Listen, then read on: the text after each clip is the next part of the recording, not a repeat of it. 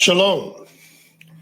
My name is Moreh IshiYAH Yisrael from the House of Israel in Cincinnati, Ohio, 2330 Kemper Lane, bringing to you in 40 minutes or less. In 40 minutes or less, I will prove beyond a shadow of a doubt the word of Yahweh. Who is this Yahweh? Yahweh is the creator of the heaven, the earth, the sea, and all that is therein. Yahweh is the Elohim of our fathers, Abraham, Yitzhak, and Yisrael, whom you may know as Abraham, Isaac, and Jacob. Yahweh is our judge. Yahweh is our lawgiver. Yahweh is our king, who will save us. Shalom and praise the mighty Yah. Welcome to another program of 40 minutes or less. In this 40 minutes or less program, lesson number 5, we will deal with, once again, the study of Yah's 8 words. In this study of Yah's 8 words, we on 40 words. And we got 8 new words for you. So let us get started in these 8 words. Of course, according to the scriptures. The scriptures teach us every word of Elohim is pure. He is a shield unto them that put their trust in him. Add thou not unto his words, lest he reprove thee, and thou be found a liar. And we don't want to be found a liar before Yah, because according to the scriptures, a lying tongue is an abomination unto the Most High. The first word that we will deal with in this study of 8 words is the word Sabbath. All these words will deal with words that represent a certain particular number, but yet the number does not have to be stated every time the word is used. That is because the word itself represents that number. So the very first one is the word Sabbath. The first time you will see this word Sabbath is in the book of Exodus, the 16th chapter. The reason why you're going to find this word profound, because it's not like the word seven or seventh. And I'm going to show you why. In the book of Exodus 16, let us turn there, let us start there. This is what it says about the Sabbath. Exodus 16, and we're going to start reading at the 23rd verse. And he said to them, this is that which Yahweh has said. Tomorrow is the rest of the holy Sabbath unto Yahweh. Bake that which you will bake today. Boil what you will boil, and that which remains over lay up for you to be kept until the morning. And they laid it up to the morning as Moshe commanded, did not stink, neither was there any worm therein. And Moshe said, eat that today, for today is a Sabbath unto Yahweh. Today you shall not find it in the field. 6 days shall you gather it, but the 7th day, which is the Sabbath, in it there shall be none. And Yahweh further said in the 29th verse, see, for that Yahweh has given you the Sabbath, therefore it gives you on the 6th day the bread of 2 days. Remain ye every man in his place. Let no man go out of his place on the 7th day. So surely the Sabbath represents the 7th day. But the 7th don't always represent the Sabbath.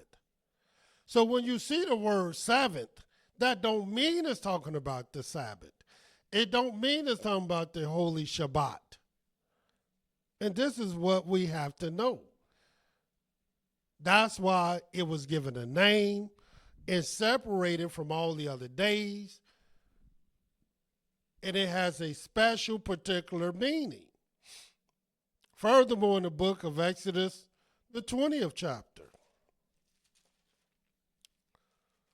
And as I said before, the first time you will see the word Sabbath is in Exodus 16. So in the book of Genesis, when it talk about the 7th day, it'll just say the 7th day. But it talked about many sevens. The 7th day, the 7th time, the 7th year, the 7th this, the 7th that. But when it's talking about the Sabbath, it's talking about a particular thing. Exodus 20. This is what it says in the 8th verse.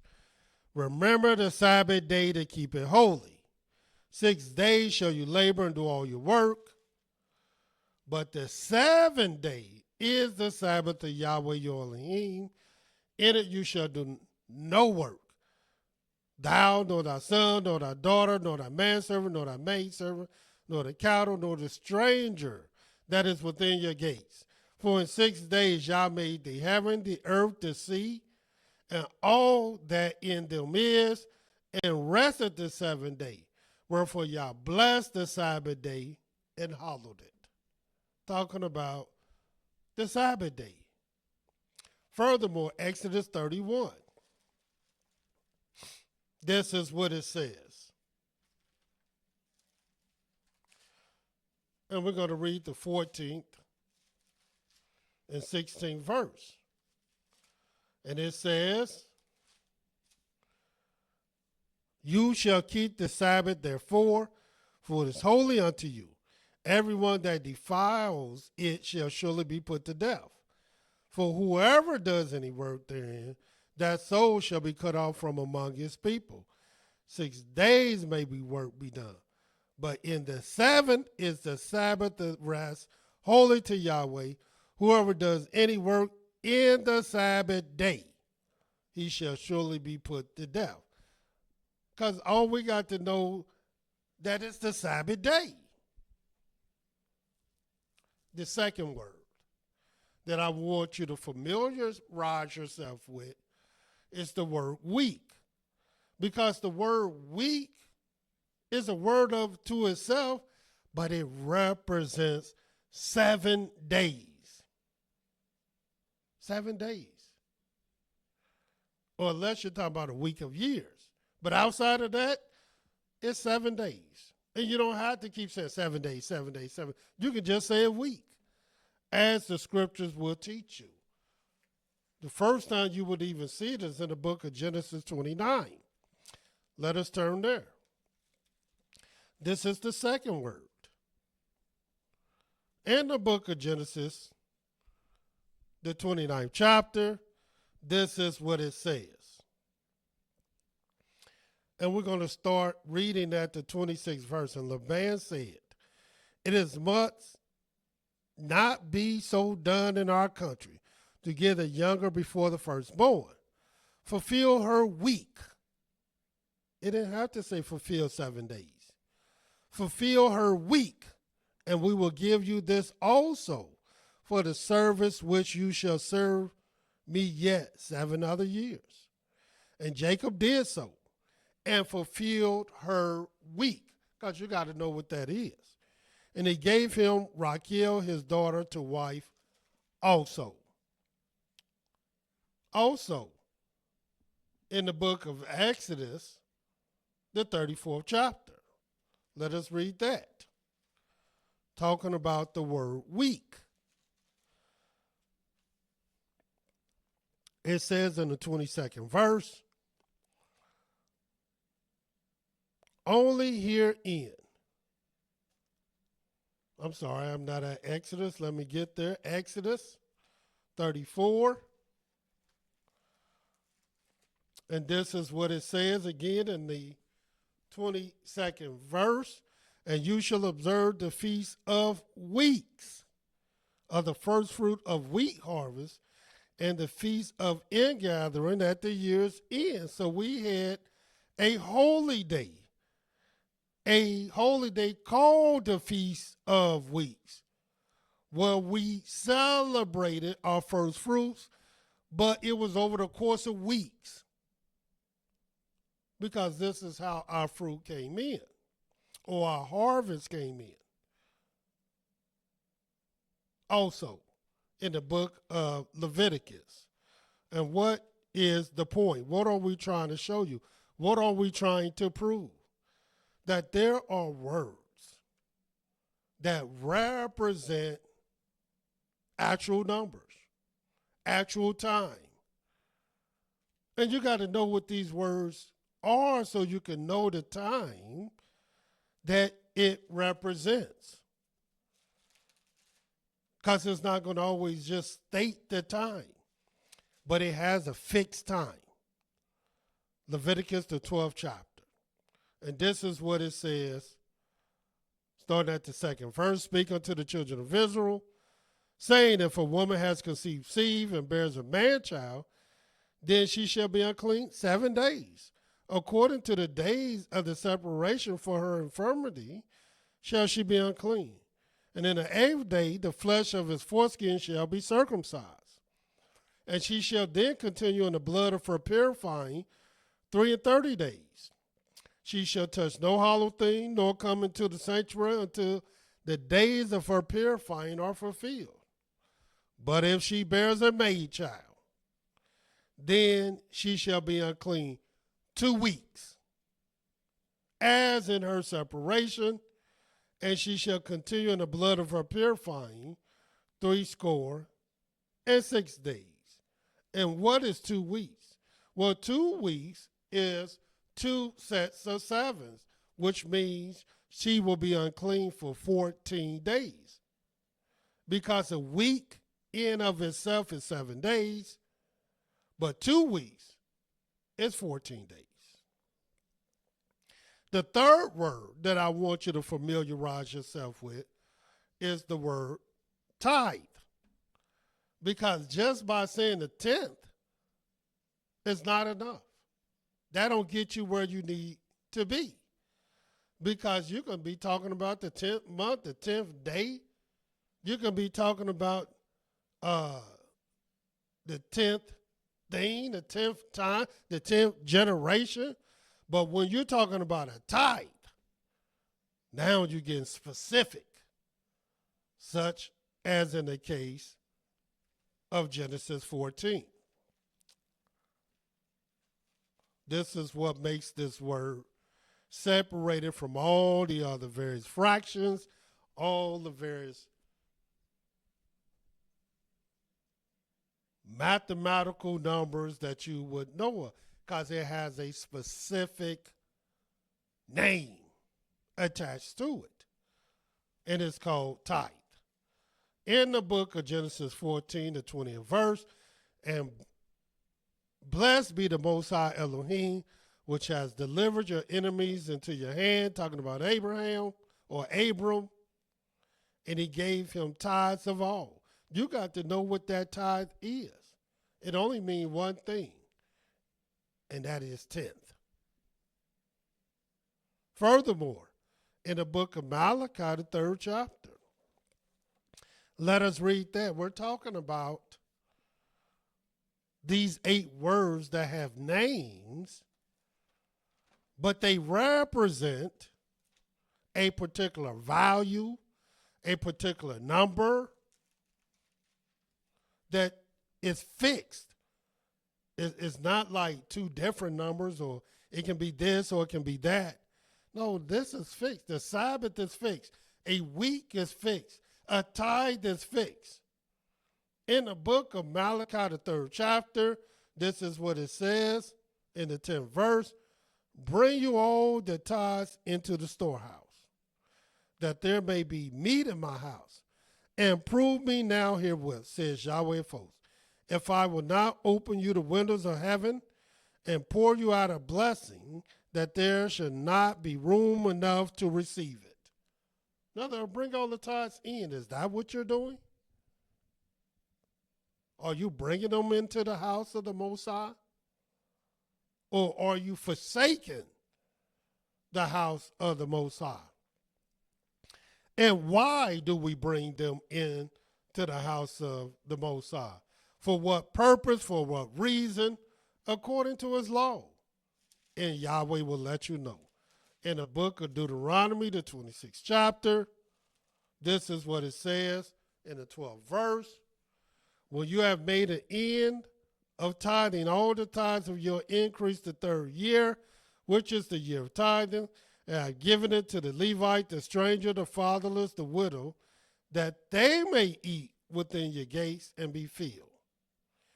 Then you shall say before Yahweh your Elohim, I brought away the hollow things out of my house, and I also have given them to the Levite, the stranger, the fatherless, the widow, according to all your commandments, which you have commanded me. I have not transgressed your commandments, neither have I forgotten them. I have not eaten thereof in my mourning, neither have I taken away anything thereof for any unclean use, nor given anything thereof for the dead. But I have listened to the voice of Yahweh my Elohim, and have done according to all that you have commanded me. So this is the law for tithes. Another word, the fourth word, is the word score. And let me show you how this word is used. You only will see three different types of scores in the scriptures. One is the three score. Another one is four score. And another one is called six score. And this is how these words are used. In the book of Genesis 46, this is what it says.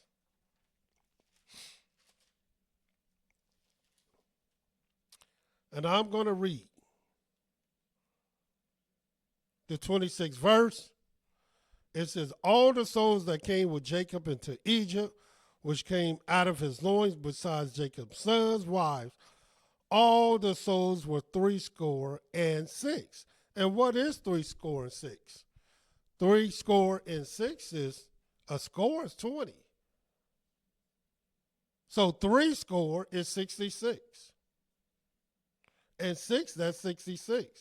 Then the 27th verse lets you know, and the sons of Joseph, which were born in Egypt, were 2 souls.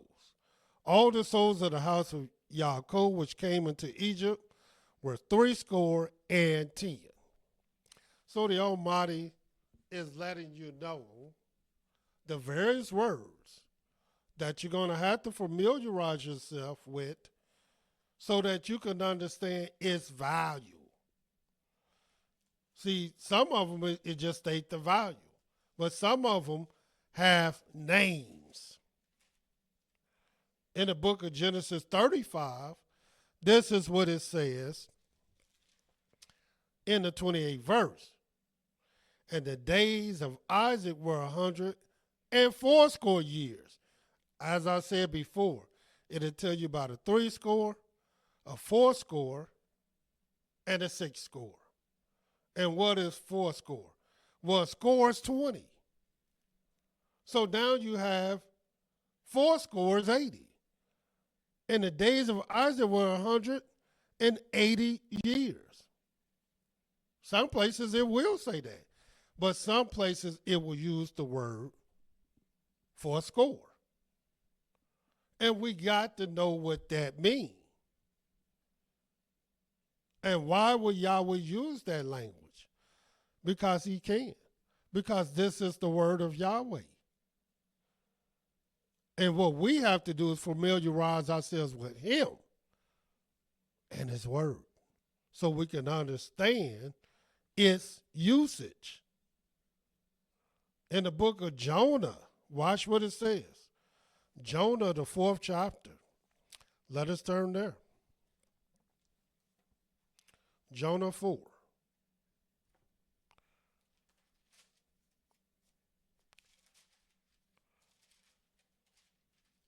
Because in the book of Jonah, this is another place where they will use the word score,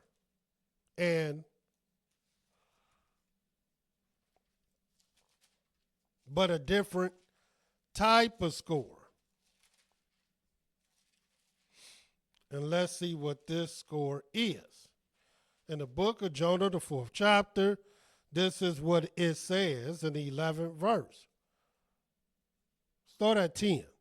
Then said Yahweh, you have had pity on the gourd, for which you have not labored, neither made it grow, which came up in the night, perished in the night.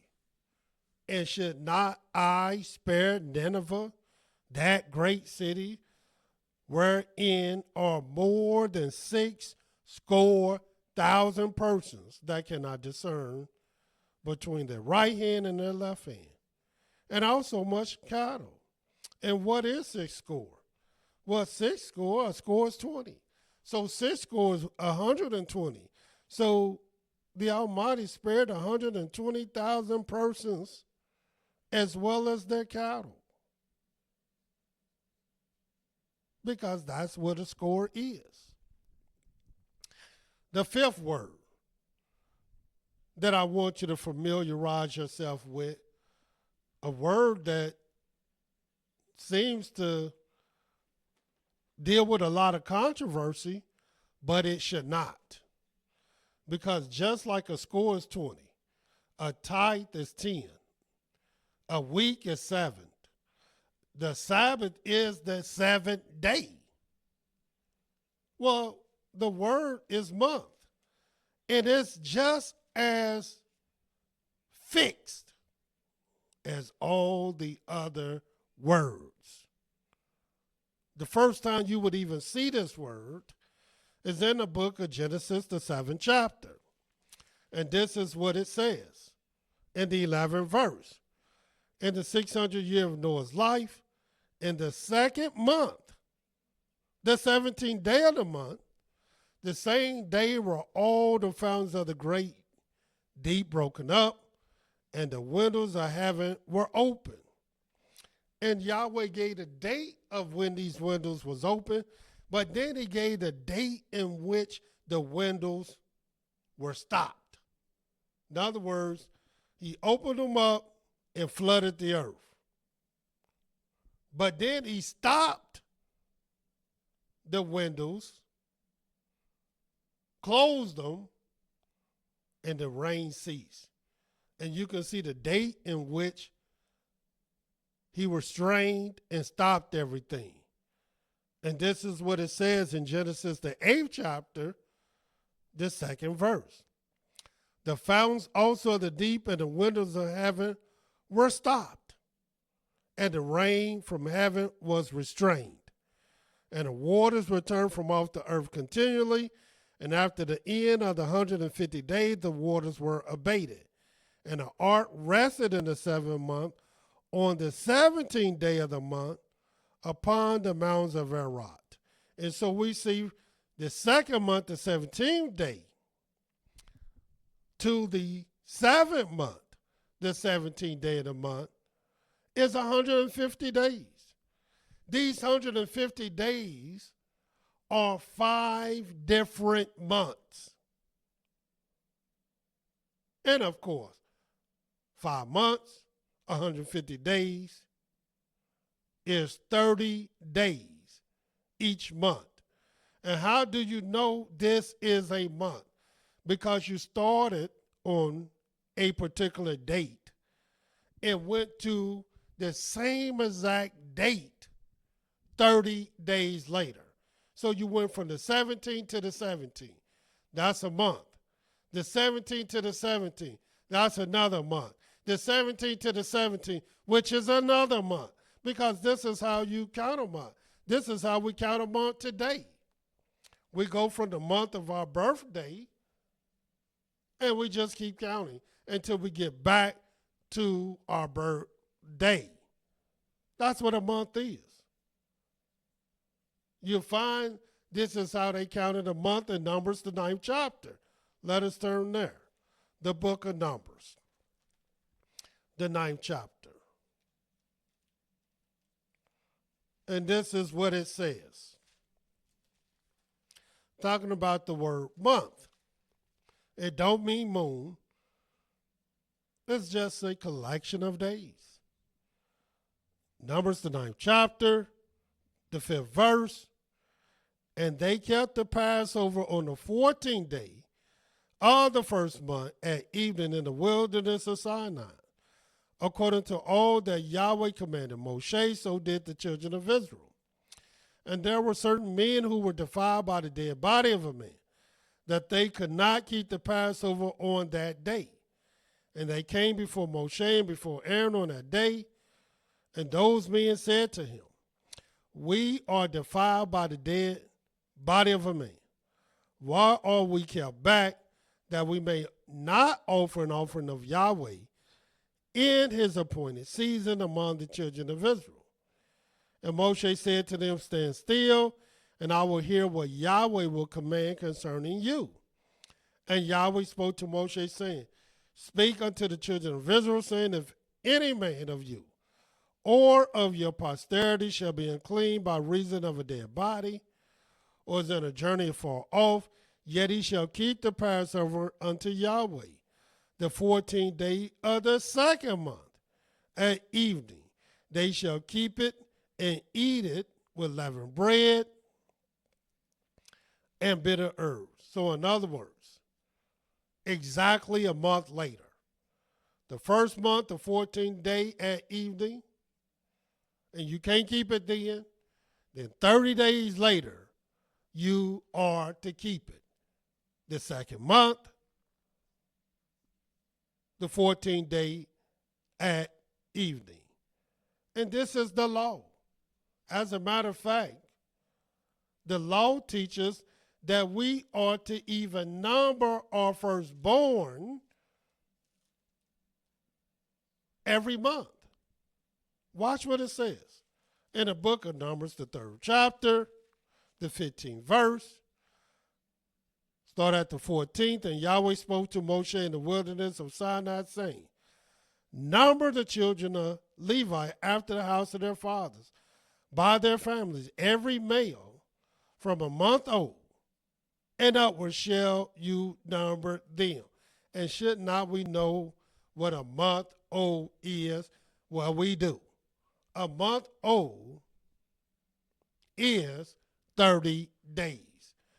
It is fixed just like all the other times that have names, stated names that represent a particular value. Another one, the 6th word that we want to deal with is in the book of Deuteronomy 32. Let us go there and let us explore this word. In the book of Deuteronomy 32, this is what it says. And we're going to read the 8th verse. Well, we'll start at 7. Remember the days of old. Consider the years of many generations. Ask your father, and he will show you, your elders, and they will tell you, when the Most High divided to the nations their inheritance, when he separated the sons of Adam, he set the bounds of the people according to the number of the children of Israel. And you got to know what that number is. Why? Because it didn't state it. And what is that number? Well, that number is 12. Everybody should know that the number of the children of Israel is 12. You also read this in the book of 1 Chronicles, the 27th chapter. Show you why it's so important to know these values when it don't even give you the value. It does in the scriptures, but in certain places it will just let you know what it's representing.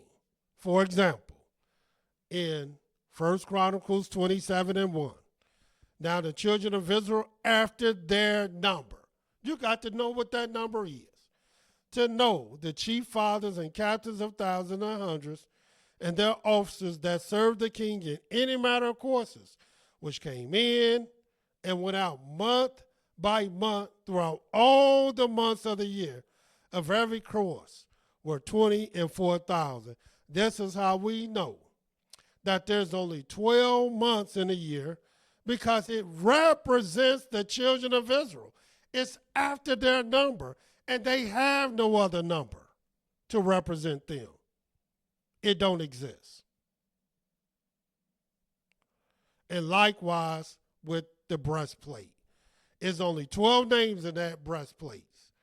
And these 12 names represents the 12 tribes of the children of Israel. 3 names across in 4 different rows, which is 12. Then we have the 7th word, the word Jubilee. And watch what it says about the Jubilee in the book of Numbers 36. Because the word sometimes is just used on its own merits. But what is the Jubilee? And what do it represent? Well, in the book of Numbers 36, this is what it says in the 4th verse.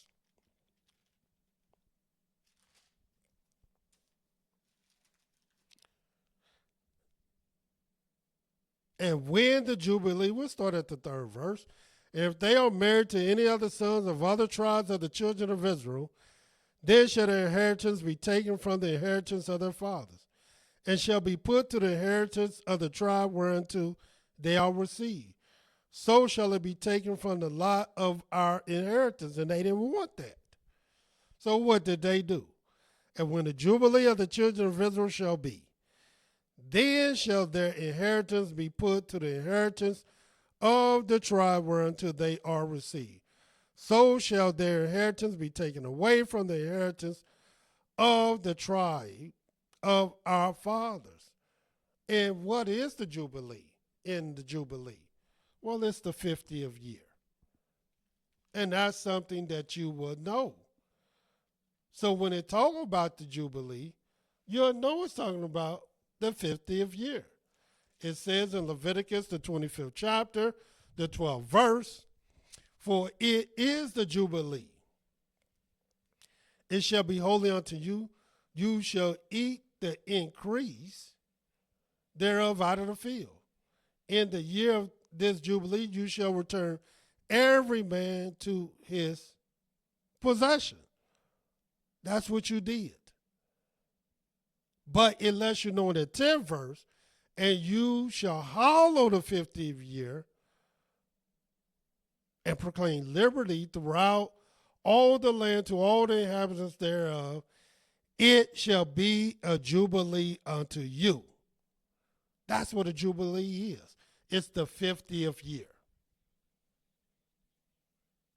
Another word. And of course, you'll read the same thing in the 28th verse. But if he is not able to restore it to him, talking about any other year, then that which is sold shall remain in the hand of him that has bought it until the year of Jubilee. And when is that? The 50th year. And the last word is the word Abib. This word Abib is the first month. You will learn it and understand that, but it don't say emphatically, oh, this is the first month. But emphatically, it'll let you know this is the month that Yahweh brought us out of Egypt. In the book of Exodus 13:4, this is what it says. This day came you out in the month of Abib. Then the scriptures lets us know in the book of Exodus 23. Let us turn there.